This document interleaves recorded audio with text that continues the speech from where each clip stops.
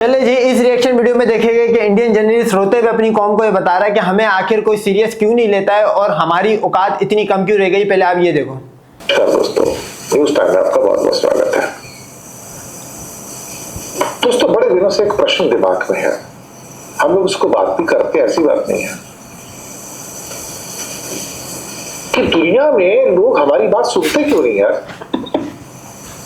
हम उनको समझाते हैं, हम उनको बताते हैं और सारे देश एक कान से सुनते दूसरे कान से निकाल देते हैं।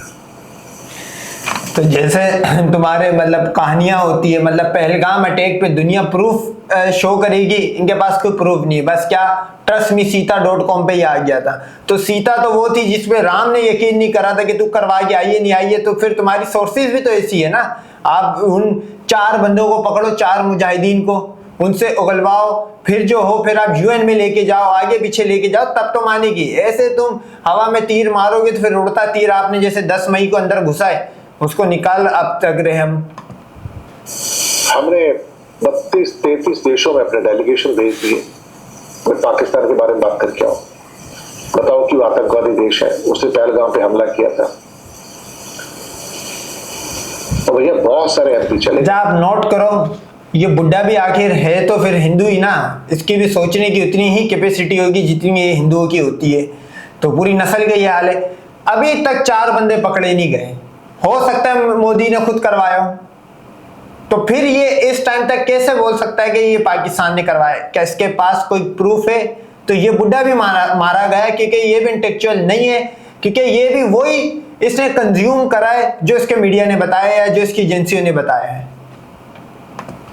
ग्रुप बना के सारे सरकार ने करोड़ों नहीं अरबों रुपए खर्च कर दिए।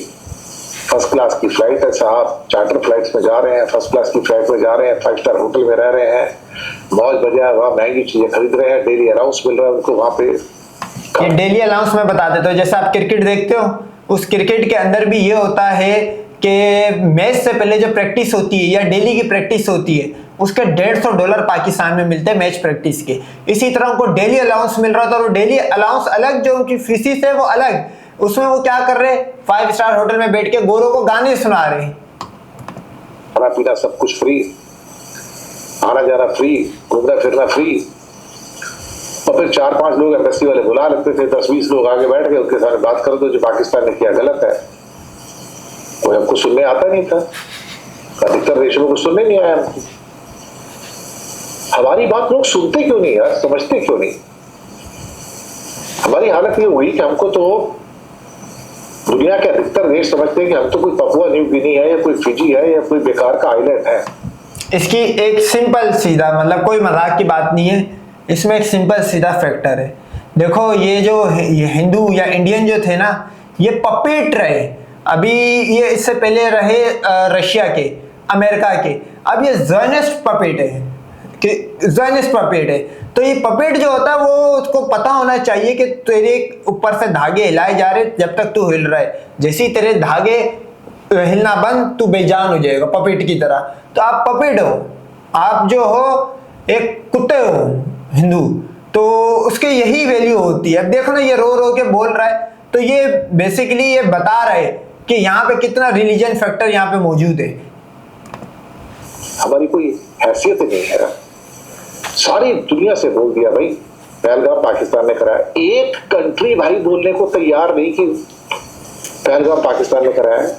पाकिस्तान का तो नाम ही जुबान पे नहीं भाई, ना अमेरिका, ना G7, ना यूरोप, ना ऑस्ट्रेलिया, ना जापान, ना सिंगापुर, ना न्यूजीलैंड, ना अफ्रीका के देश, कोई एक देश नहीं भाई। इधर हमारा पड़ोस का बेचारा नेपाल भी नहीं, क्योंकि नेपाल को पता वो वैसे इतना सा है। जब इंडिया को घुस के फाड़ के रख दिया पाकिस्तान ने, तो तेरे को तो मेरे को लग रहा है अपना ISIL का एक आधा ग्रुप भेजना होगा, तेरा तो वैसे ही सफाया है। कभी सोचिए इस बात पे कि हमारी को सुनता क्यों नहीं है। विश्व गुरु कहते हैं कि मेरे बिना तो दुनिया नहीं चलती, मैं तो ब्रह्मांड का स्वामी हूं। दुनिया भारत की ओर देख रही है कि भारत के बिना तो दुनिया चल नहीं सकती, लेकिन हमें पूछता कौन है भाई? आप सारी दुनिया में घूम फिर के आ गए, सब कुछ कर लिया, आपकी बात किसने सुनी? किसने नहीं सुनी, तो सुनेगा भी नहीं। रीजन एक ही है कि हमारा राजा अहंकारी है। और दुनिया में कोई भी व्यक्ति अहंकार को पसंद नहीं करता। तो भाई ये तो लंडभक्त बोलते थे राम का अवतार है, मतलब राम अहंकारी था। जब भी उसकी बीवी उठा के वो ले गया और जब भी उससे सल्तनत संभली नहीं और कोलैप्स हुई है। सोचो ना कि अगर उसकी सल्तनत बढ़ रही होती तो ये आसपास की कंट्री में अपना रिलीजन ले जाता है या आसपास की कंट्री वाले भी भगवान मान लेते। लेकिन ये तो एक फेलियर, मतलब एक फेलियर स्टेट का फेलियर राजा था राम, कि जो अपनी बीवी भी नहीं संभाल पाया, स्टेट भी नहीं संभाल पाया। आज नोट करो हिंदुइज्म की कितनी तादाद है, बिल्कुल इतने से झांड बराबर है। तो एक फेलियर राजा था राम, और उसका जो अवतार है ये मोदी जी, ये भी आपके सामने फेलियर है। ये खुल के भी इंडियन बोल रहे, हम पाकिस्तानी बोले तो समझ आता है ये इंडियन है भाई, हिंदू है ये। ये बात सही है, विनम्रता के साथ जाओ तो लोग सुनेंगे। बराक ओबामा जैसा आदमी मनमोहन सिंह को अपना गुरु बोलता था, क्योंकि मनमोहन सिंह बहुत ये कान खुश करने वाला ग्रुप है अमेरिका, ये जब चाहे किसी के भी कान खुश कर सकता है। ये लोग खुश हो रहे थे, ये खुश हो रहे थे यूएसए की तारीफों पे। पाकिस्तान को तो पहले पता था, पाकिस्तान तो 20 साल कर करा के निकल गया था, तो उसको पता था कि खुश हो रहे। 2014 से आपने नोट करा होगा पाकिस्तान पे काफी सारे मतलब सैंक्शंस लगना और काफी चीजें मतलब पाकिस्तान के अगेंस्ट जाना शुरू हुई थी। ग्रे लिस्ट में 2018 में आ गया था, तो वो यूएस के अगेंस्ट जाने का नतीजा था। अब ये देखो, ये हल्का सा गए हैं कि नानी इनको याद आ गई, ये सीता मीता सब फटफटा के साइड पे हो गई। अभी ये किसी तरह यूएस से भगवान को यानी कि ट्रम्प भगवान को मना ले, जो खुद बीफ खाता है। बहुत हम्बल आदमी थे, जिस ढंग से बात करते थे वो किसी का भी दिल जीत लेते थे अपनी विनम्रता से, सॉफ्ट स्पोकननेस के साथ। दिल नहीं जीतते थे, आप अपना लैंड बेचते थे, उनको यहाँ पे कमाने दे देते थे। अपने मजदूर जो लो प्राइस लेबर है तुम्हारे, उनसे वो काम करवाते थे, तुम्हें गुलाम बना रहे थे। तो ऐसे आदमी को इज्जत मिलती थी दिल से। बराक ओबामा दिल से कहता है ही इज माय गुरु। मनमोहन सिंह ने नहीं कहा था कि मैं उसका गुरु, लेकिन वो कहते थे आई लर्न फ्रॉम हिम। ये ज्ञान की ताकत है, ये विनम्रता की ताकत है कि लोग खिंचे चले आते हैं आपकी ओर और मन से कहते हैं कि आप मेरे गुरु हो। और यहां तो अहंकार ही भरा हुआ है। तो फिर इस अहंकारी राजा ने जो अपने दूत बाहर भेजे, उनकी भी कुछ सुनने को तैयार नहीं हुआ जब तक भारत की लीडरशिप में। अच्छा आप नोट करो, ये बाबा इतना कुछ बोल रहा है, लेकिन इस बूढ़े में इतना दम नहीं है कि फेल क्यों नहीं मान रहा है। ये देखो, ये कुत्ते की तरह जंग हारे, इनकी हमने बेसे उड़ा दी और हम नहीं रिपोर्ट कर रहे। अगर मैं अपना चूरन अपना मुंह में खुद लूं तो आप भी बोलो नहीं यार तेरे पास भी कोई सोर्स नहीं। आप दुनिया के आउटलेट खोलो, पता लग जाएगा कि किसके साथ क्या गेम हुई है। ये अभी भी ये बोलने को तैयार नहीं कि एक फेलियर है हमारा पहलगाम से अब तक का।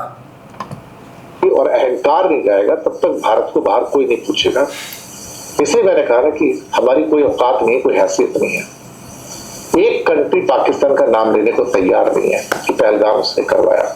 एक भी देश, नेपाल तक नहीं गए इसमें, बाकी किसी को क्या कहेंगे। कभी सोचिए कि कोई कंट्री हमें क्यों नहीं पूछता है, क्यों हमारी परवाह नहीं करता, केयर नहीं करता साहब। जैसे लेना देना नहीं है, जैसे हम इंडियन हो गए, कोई पापुआ न्यू गिनी या फिजी हो गए। सोचिए कभी इस बारे में।